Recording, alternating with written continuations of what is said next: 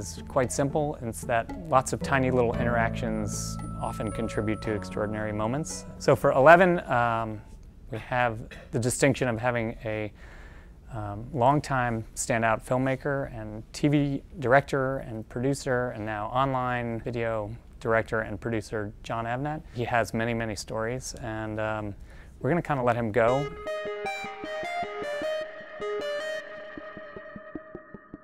I had no idea what I wanted to do, other than the fact that I wanted to be a professional athlete. Of course, I had no talent. I decided to go in the business school, the Wharton Business School, because they said this is the best business school. Interestingly enough, I had no interest really in business, but I had no interest in anything else other than I actually enjoyed learning.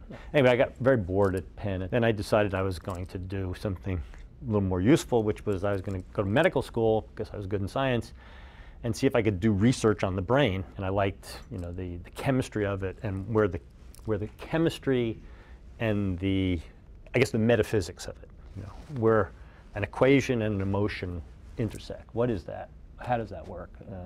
That fascinated me. Anyway, I transferred to Sarah Lawrence, which was, I'd just gone co-ed because they had a great professor there, this guy Joseph Campbell, and they also had you know, an interesting theater program, and I become more interested in theater and film because this was a very, very fertile time in the world cinema. And so I started actually studying film. A lot of interest in two things. One was the practical part of problem solving, and then, of course, storytelling and how elegant, eloquent, and how affecting it could be. And it was at this time I actually read a book by R.D. Laing called The Divided Self. And there was an anecdote in it that deeply affected me, which was that a patient he was treating who had been acutely suicidal, these are his words, had seen the movie La Strada, which was one of my favorite movies back then. And this very disturbed woman saw this movie and was so deeply moved, again, this is Dr. Lang's words, that she stopped having this need to kill herself. And, you know, quite simply, a movie, whatever you'd call it, had communicated something.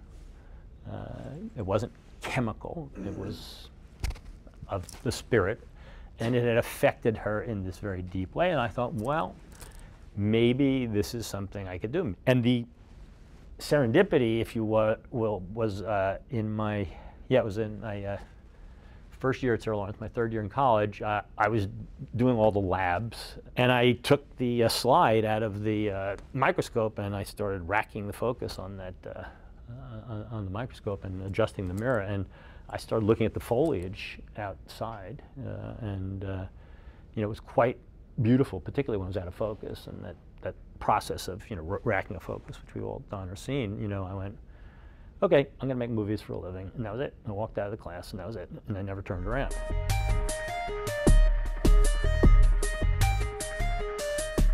A number of years back, Rodrigo Garcia and I I'd met him at Sundance. I thought he was very talented, and he had written a script called Things You Can Tell Just by Looking at Her. It had a bunch of fantastic women characters, and I managed to finance that movie for him, and we became very good friends. And about 3 years ago, we had a lunch at which we sort of talked about what else we might want to do. And we talked possibly at the time of doing some short form for the web. And getting our friends who are professional filmmakers, whether you like them or not, but certainly some of the more well-known ones, and have them do stories, initially sort of like Paris Je t'aime, you know, where we would take a theme perhaps and do a bunch of movies like that. We had no idea what format it was. We thought, well, we'll just do it and then figure it out. We met one guy who brought us over to Robert Kinsel, who was about to start his program. He was interested in you know, in this idea of us doing a bunch of these. Now it all of a sudden morphed from Paris Je t'aime to 100 5 to 8 minute shorts, and we had creative freedom, which is what we needed, and in order to get our friends to do it. And we had I think a 5 or 6 month window that we could shoot within. So within that time, we did the equivalent of producing, directing, and writing some ourselves 6 full-length movies. That was hard. It was really difficult. I know no one who could have done it the way we did it. I don't say that because I think I'm a better producer than anybody. I just think no one has the combination of experience of doing low-budget films, being on the hook financially, having relationships, having a desire, perhaps a stupid desire to want to do it, and then to actually do it. At any rate, like everything else, when you jump in and do it, you know, you learn an awful lot.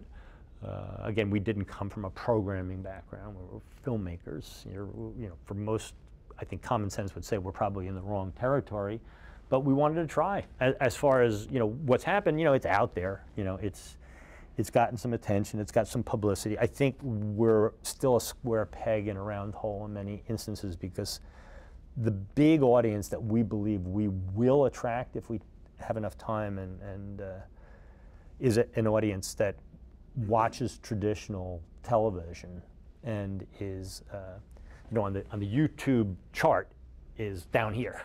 Right, here you're 13-year-olds, you know, male, female, whatever, you know, and but that audience, which is growing, may really like this. So our goal is to do it for how many dollars of ads?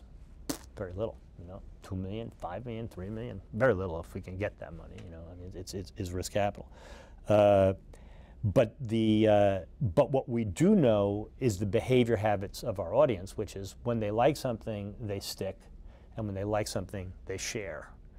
So rather than being what like when my son's videos, which do 25 million pops because they're funny and they're right for the target age and they're well done, you know, ours might be like a wave. You know, all of a sudden you start seeing numbers that are heretofore not imagined for this kind of scripted content, and it starts to build on that. And I think that will happen. I'm certain it will happen. I'm not certain it'll happen on our thing, but it will happen. And when people start seeing something successful, whether it's ours or someone else's, they're going to come after it, throw so much money, be unable to do it for the dollars we do. I guarantee you that. You know, and you know, I mean, I've laughed with Eric Schmidt. He said, I wanted the studios to do that. Could they do it? I said, not in a trillion years. They just don't have that kind of entrepreneurial, quick-footed way of doing things.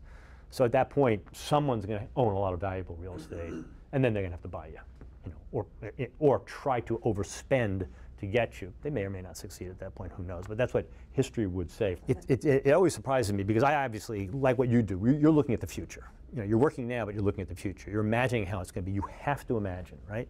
And you have to take your time and your sweat equity, whatever you want to call it, and put it into the future. And if you're right, there's a payoff. If you're wrong, not. But you're constantly looking at it. Most people don't do that. Most people don't do that. Governments don't do it. Big businesses don't do it, okay?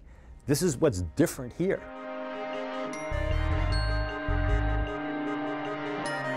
Whenever you do something that you don't know how to do it, I think creatively you're challenged in a way that's very positive, because the death of what you do is being able to boil it down to a sentence and say, this is how you do it. I can teach you how to make a movie. You can't do that. The danger, particularly in my particular creative field, is you think you know something. You don't know anything. You know what worked last time, and why did it work? You don't know. You don't even know what it's about half the time, what you're doing. I mean, it's frightening how little you know. Now, having said that, the exciting thing is what you can do, because the greatest part of film is the limit is your imagination. I mean, there's nothing that can't be done. Many times, some of the better filmmakers, producers, and executives are people who maintain a vision of the whole. And even people who market things, seeing what the big picture is. You know, and it is extremely difficult as a director to get away from your intention. And your intention can be a hell of a lot different than what you've actually created. So how do you learn to see what you actually did?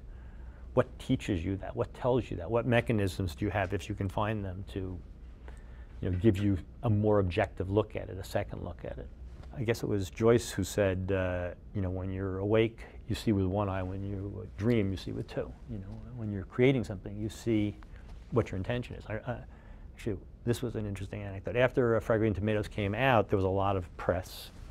And I read it. I was interested to see what people had to say. And about 6 months later, this woman who was a professor at Cal State Fullerton had a 10-year-old daughter, I think it was 10 years old, and who liked the film a lot. And she asked me, why do you like it? She says, it's a good film, Mom. And I said, well, what's it about? She says, it's how we tell stories to keep people alive. And I went, wow, that's what I was doing. You know, this 10-year-old girl knew it. That's exactly what I was doing. I spent 5 years writing that script. I could have told you 10,000 things, all of which were true, but they weren't aortic. You know, they weren't literally the point. You know, it was that young girl who got it. And those are the things that you get back. You know what I mean? Where you hear that and you go, yeah,